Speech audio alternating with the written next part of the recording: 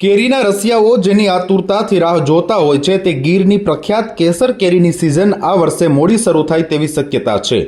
સામાન્ય રીતે દિવાળી પછી નવેમ્બરના મધ્યમાં ગીર પંથકના આંબા પર મોર આવવાનું શરૂ થતા હોય છે, પરંતુ આ વર્ષે નવેમ્બર મહિનો પૂર્ણ થયો હોવા છતાં મોટાભાગના બગીચાઓમાં મોર જોવા મળતા નથી। કૃષિ નિષ્ણાંતોના જણાવ્યા પ્રમાણે હવામાનમાં ફેરફારને કારણે અને બદલાયેલા ઋતુચક્રની સીધી અસર કેસર કેરીના ઉત્પાદન સમય પર પડી છે। બાગાયત જાણકારોનું કહેવું છે કે આંબામાં યોગ્ય સમયે મોર આવે તે માટે મહત્વના પરિબળો બે છે, જેમાં તાપમાન અને રસ્ટિંગ પીરિયડ।